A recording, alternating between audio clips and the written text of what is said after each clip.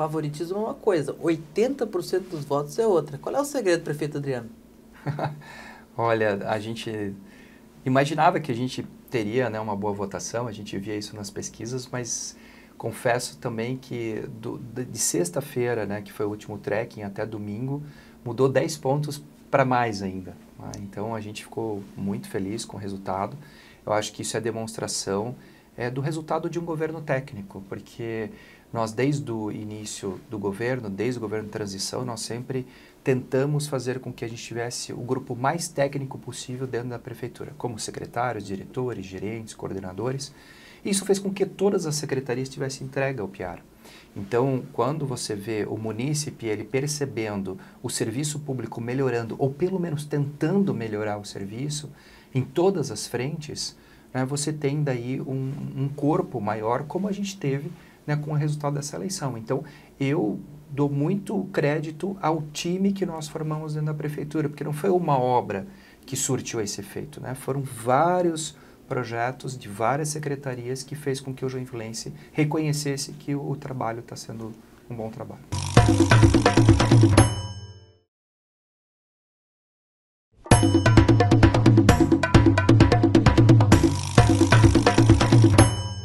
Prefeito Adriano Silva, do Novo, reeleito prefeito de Joinville. Essa temporada do Cabeça de Político, ela está sendo feita em apoio com a FECAM, Federação Catarinense de Municípios, de Associações, de Consórcios, ouvindo os prefeitos das 15 maiores cidades. E o senhor é o prefeito da maior cidade de Santa Catarina.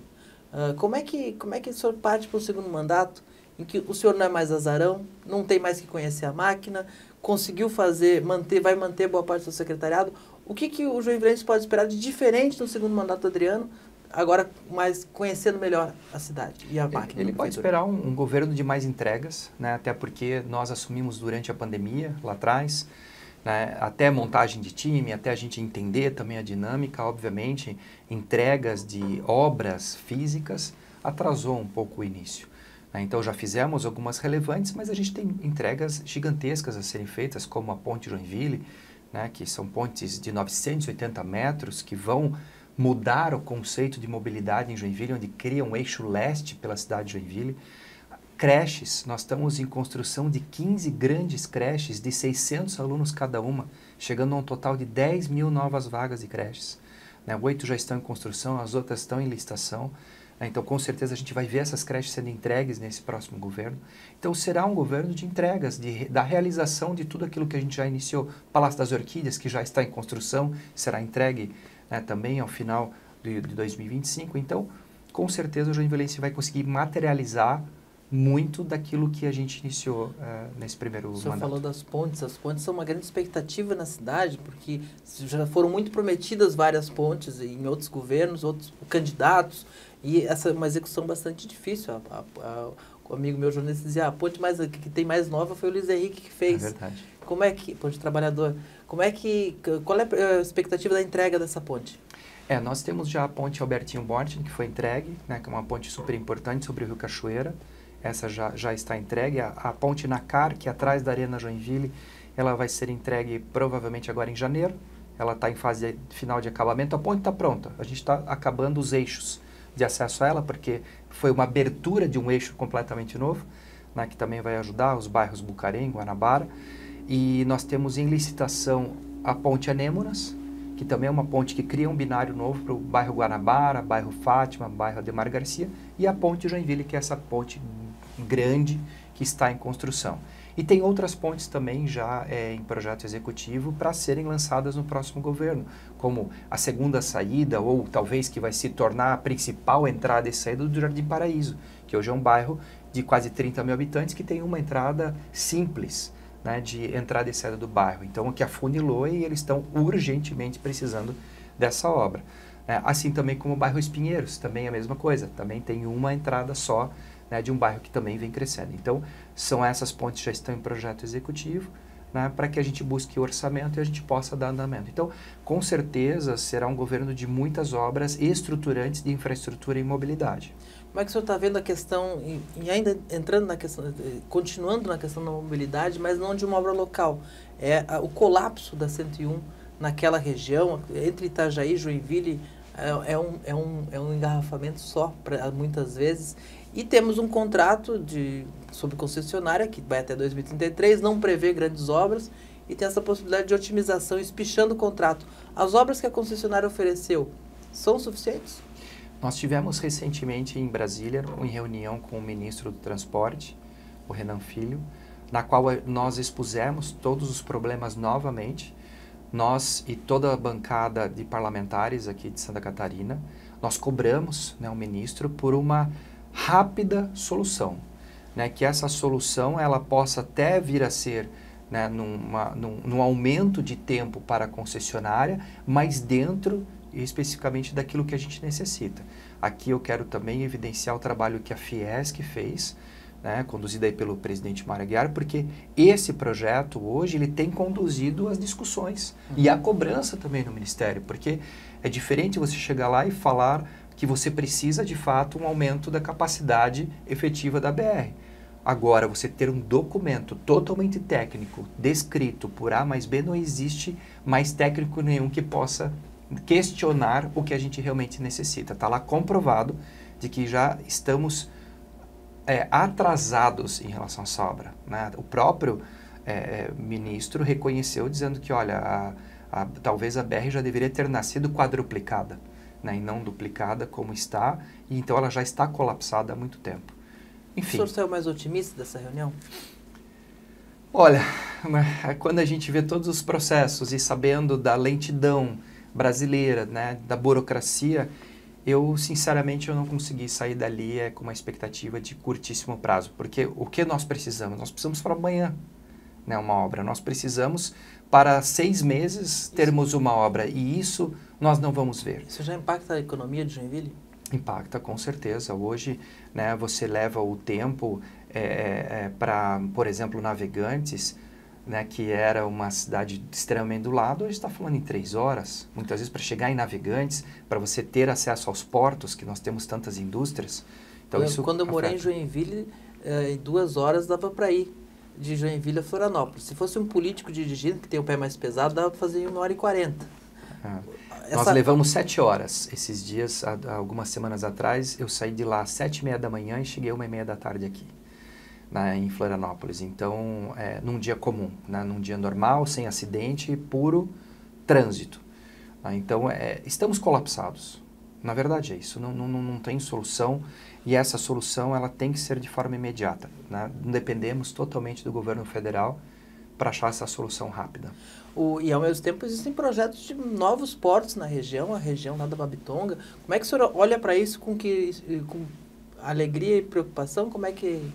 É lamentável, porque a gente vê que, por exemplo, a iniciativa privada no Brasil, quando você dá um pouco de incentivo, como nós fizemos em Joinville, desburocratizando, fazendo com que os empreendedores realmente fossem atendidos, né, que nós ajudássemos eles a abrirem as empresas, nós batemos recorde em abertura de número de empresas, em geração de empregos.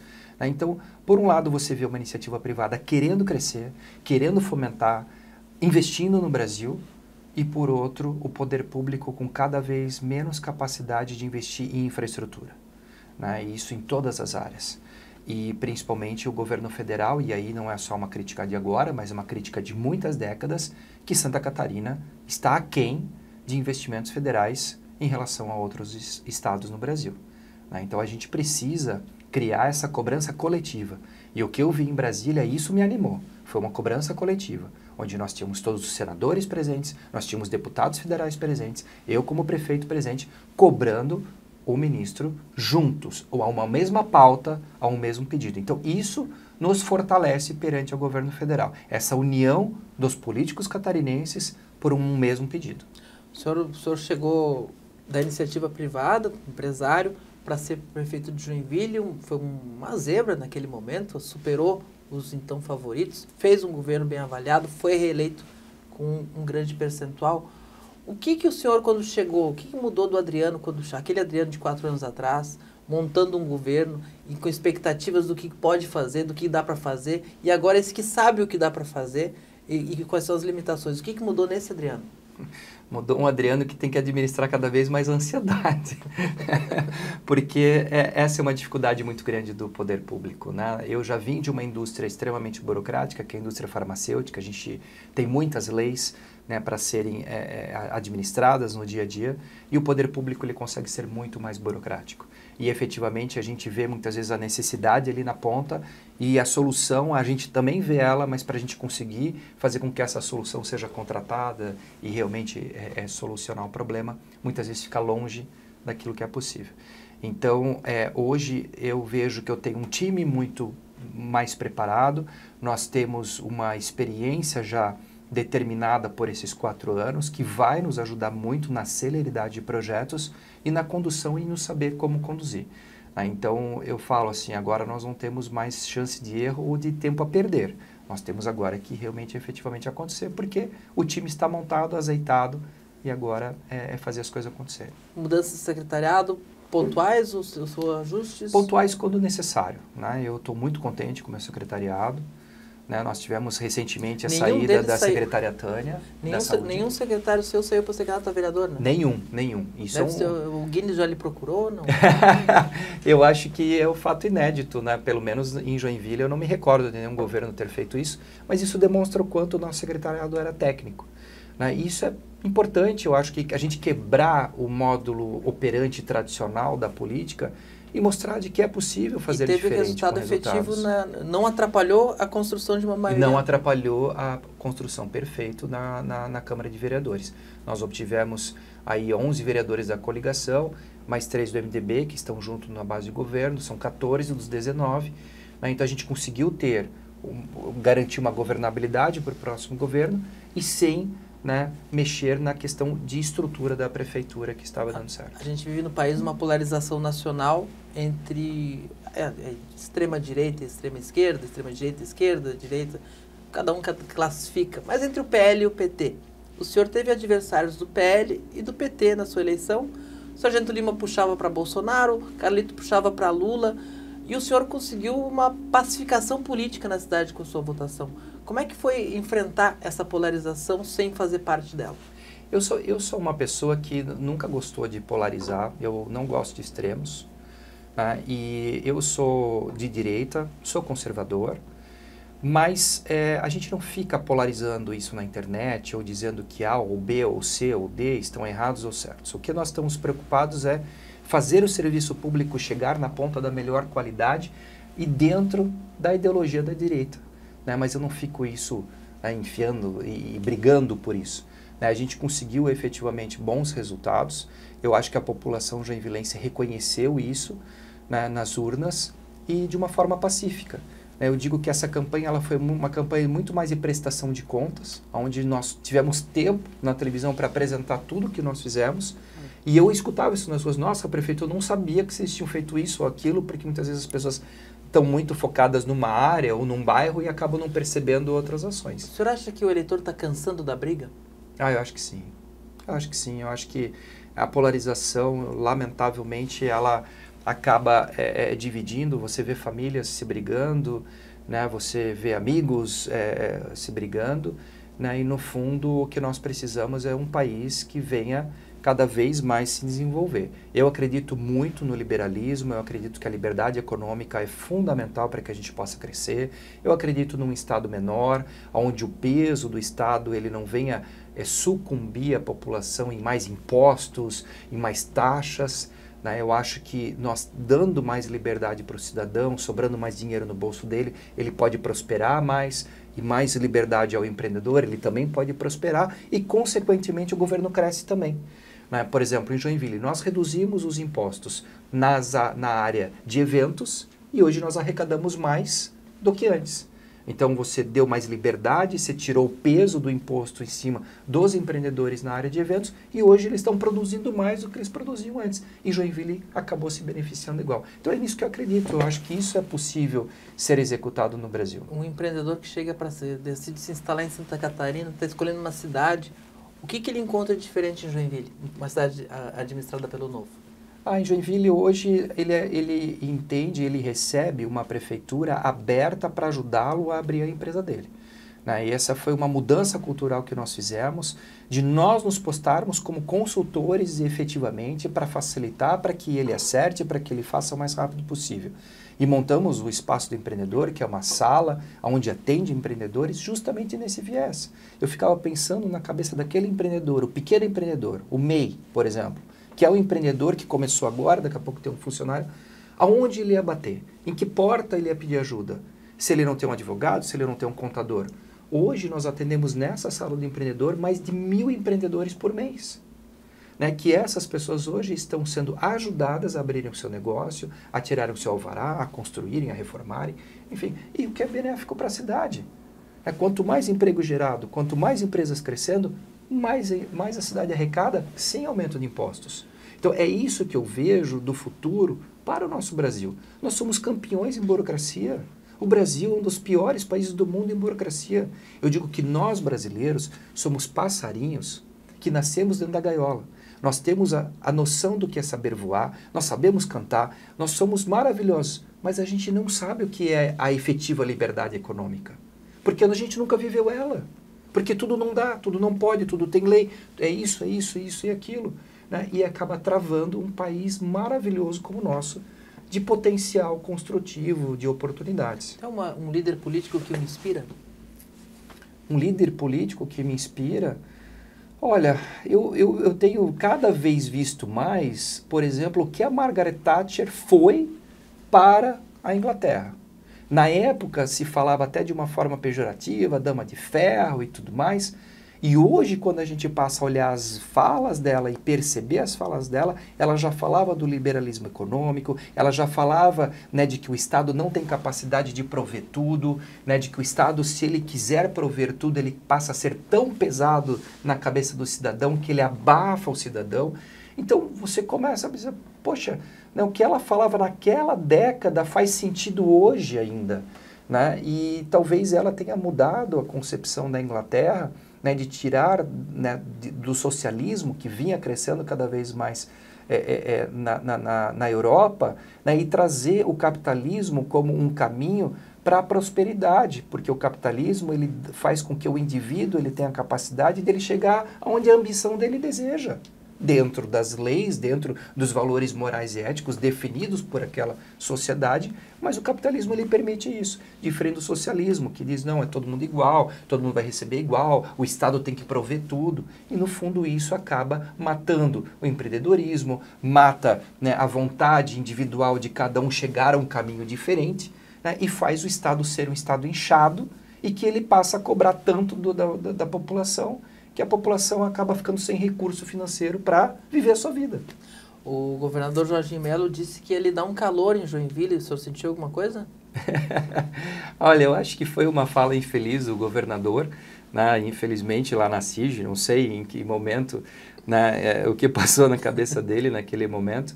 Mas, enfim, nós tivemos uma campanha, eu diria assim, de certa forma tranquila. Eu acho que foi um resultado muito pelo nosso trabalho que a gente vinha executando.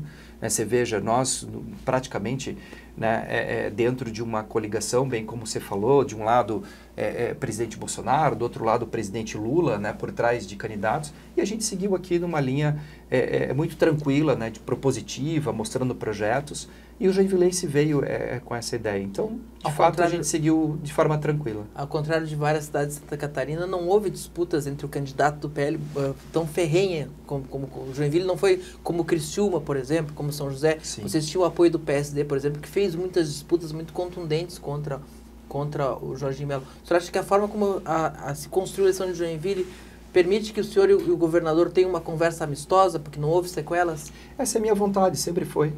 Sempre foi, e eu sempre mantive um contato direto com o governador, até porque eu reconheço que nós nos conhecemos, ele enquanto senador e eu prefeito, ele sempre abriu as portas em Brasília para mim, né, e eu acompanhei todo esse processo, né, e eu estou focado na administração de Joinville. O que eu mais quero é ver Joinville crescer, e o que eu mais quero é que ele vá bem no governo dele. Né, eu sempre me coloquei à disposição dizendo, olha, governador, eu estou aqui à disposição em Joinville, a obra que o senhor quiser executar em Joinville, eu tenho um monte de projeto aqui para executar. Venha ser o governador que mais investiu na cidade de Joinville. Eu não me veja como concorrente, o que eu quero é realmente consolidar um trabalho que nós iniciamos em Joinville, né? E que de fato Joinville possa crescer com qualidade, porque Joinville é uma cidade empreendedora, é uma cidade de negócios, ela vai crescer, Piara. A minha maior preocupação é que ela venha crescer de forma desordenada, sem infraestrutura, sem habitação, sem educação, e esse é o nosso foco, fazer com que ela cresça com qualidade de vida. A votação que o senhor teve e um prefeito reeleito, a maior cidade do estado, maior eleitorado. Obviamente, começam as perguntas, acho que foi um dos primeiros a poder fazer essa pergunta. Sim. Sobre a eleição estadual, candidato a governador, a senador, composição. Isso está na sua agenda? É uma possibilidade? Olha, eu estou hoje focado em Joinville. Tá? Ela é uma possibilidade, depende do que Deus tem no caminho. Né? Porque eu estou preparado, possivelmente, para ser candidato a governador? Sim, mas eu não sei quando. Né? E, efetivamente, eu torço para que o governador Jorginho Melo vá bem. Né? Porque não vai partir de mim, né, um ataque, não vai partir de mim críticas, não vai partir de mim uma situação para desgovernar ninguém. Né? O que eu mais quero é o sucesso do governo do Estado e, consequentemente, eu tenho sucesso em Joinville. Né? Eu entrei para ser um prefeito na cidade de Joinville e tentar ser um bom prefeito na cidade de Joinville. E é isso que eu estou focado em fazer. E se eu tiver o apoio do governador, melhor ainda. Né? Então, essa é a minha ideia. A minha ideia sempre foi essa. Nós conseguimos passar por essa eleição, né, onde eu mantenho o respeito pelo governador. Eu tenho certeza que ele também mantém o mesmo respeito por mim, porque nós não entramos em embate pessoal e, muito pelo contrário, foi algo localizado, PL de Joinville, né, candidatos de Joinville. Né, então, eu consigo dividir isso muito bem. E o senhor, em nível nacional, o senhor vê a candidatura do Zema como uma candidatura viável à presidência? Ele é um presidenciável, sem dúvida nenhuma. Né? Ele tem hoje, né, um currículo que ele pode se apresentar como um presidenciável. Ele tem o apoio do Partido Novo, com certeza. Né? Mas ele é uma pessoa muito sensata, ele é uma pessoa que entende que a direita no Brasil ela tem que estar alinhada a um projeto só. Né? Então ele mesmo já disse, se o Bolsonaro for candidato, é o Bolsonaro candidato a presidente. Né? Se não for o Bolsonaro, temos que entender qual é o melhor candidato da direita para que a gente tenha uma soma de esforço para que a gente possa efetivamente fazer. Então essa é a linha do Partido Novo, né? Que a gente vai ver o que é melhor para o Brasil. Ele está à disposição, com certeza, né? E isso é algo que vem sendo construído já pelo COSUD, que é o encontro dos governadores do Sudeste e Sul do Brasil, justamente alinhando esse discurso de dizer, olha, quem vai sair? E vai sair por onde? E quem vai apoiar para nós termos força para fazermos um governo de direita novamente? O Novo elegeu 3 prefeituras dessa vez. Na eleição passada foi só o senhor, agora são 3. Mas é um partido que vai ter que fazer uma eleição muito boa para deputado federal para continuar sendo um partido operante. Sim. Vocês partem para esse desafio agora. Como é que o senhor vê o futuro do Novo? Esse é o grande desafio do Novo. Né, ele se mostrar um partido que ele tem condições de crescer. Nós crescemos bastante agora na base. Talvez isso tenha sido um reflexo lá de trás de um erro passado do partido não ter deixado termos mais candidaturas quando eu fui candidato a prefeito. Nós tivemos apenas 30 em todo o Brasil, apenas 4 em Minas Gerais, onde tínhamos um governador. Né, então foi um erro extremamente estratégico por parte daquela época da diretoria nacional do Novo, o que foi alterado agora. Chegamos a quase 20 prefeitos, temos 19 prefeitos no Brasil, mais de 350 vereadores, são 37, se eu não me engano, vice-prefeitos, o que começa a criar uma base de liderança justamente para que a gente possa fazer mais deputados federais. Né? Porque o deputado federal hoje, ele é fundamental, primeiro, pela importância da mudança da legislação no Brasil, que é fundamental que a gente faça alterações muito claras e importantes. O Congresso Nacional precisa ter um chacoalhão de realidade. Nós hoje sofremos com muitas leis caducas, leis que não refletem a realidade dos estados, né, que precisam ser revistas, e com certeza o Novo, a gente trabalha como um time, nós temos princípios e valores muito fortes. Então eu não preciso falar com o Marcel Van Hatten ou com o Gilson Marques para saber como eles vão votar. Eu sei exatamente como eles vão votar. Porque essa é a força do Novo. Então você imagina daqui a pouco nós termos 30 deputados do Novo. Eu tenho certeza que os 30 vão determinar que toda a votação no Congresso Nacional seja aberta e nada fechada. O que isso muda no Congresso Nacional? Tudo. Né? Então nós estamos de fato nesse trabalho árduo da gente formar mais lideranças, e para nós fazermos mais deputados federais. Uma pergunta que eu estou fazendo aqui para os prefeitos, essa temporada do Cabeça de Político, com os prefeitos eleitos nas 15 maiores cidades de Santa Catarina, que é um painel bastante importante, mas é uma pergunta que eu faço assim, o senhor citou várias obras no começo ali, as pontes, etc., mas qual é aquela obra do sonho do Adriano Silva, aquela que talvez não tenha nem dinheiro para fazer, mas que queria fazer em Joinville? Olha, Joinville tem duas dores muito grandes, que isso é histórico, eu acho que eu nunca falei disso, tá? Você vai pegar aqui um furo de reportagem que eu nunca abri isso. Mas se tu perguntar hoje para o joinvilense, para as lideranças, né, principalmente, se fala-se muito num teatro para a cidade, né? Porque nós temos o Bolshoi, nós temos o maior festival de dança do mundo, e Joinville não tem um teatro municipal a essa altura. Nós temos o Teatro Juarez Machado, mas no fundo ele não tem um pé direito certo, ele não tem as coxias, ele não tem a estrutura de um teatro municipal que precisaria. Né? Então eu vejo essa como uma dor latente da cidade. Estamos estudando, estamos vendo a possibilidade orçamentária, se o município teria condições de fazer, né, uma obra dessa, onde seria, como seria. Chegamos a estudar no passado um projeto antigo do Oscar Niemeyer, que tinha feito um anteprojeto para o Bolshoi. Chegamos a conversar com os familiares, né, do Oscar Niemeyer, mas lamentavelmente eles não deram seguimento nesse ponto. Então a gente decidiu agora iniciar outras tratativas para, quem sabe, pelo menos deixar isso encaminhado. Porque eu não sei se é possível em 4 anos você, né, conseguir verba, executar um projeto executivo e iniciar uma obra de um teatro para 1.000, 1.200 pessoas, que seria hoje o necessário para Joinville. Né? Mas quem sabe deixar isso encaminhado, eu já me sinto muito satisfeito se eu conseguir deixar isso bem encaminhado. Prefeito Adriano Silva, muito obrigado pela sua presença mais uma vez aqui no Cabeça de Político. Virão outras com certeza, e boa sorte no novo mandato. Eu que agradeço, Biara, agradeço também a audiência de todos. Muito obrigado.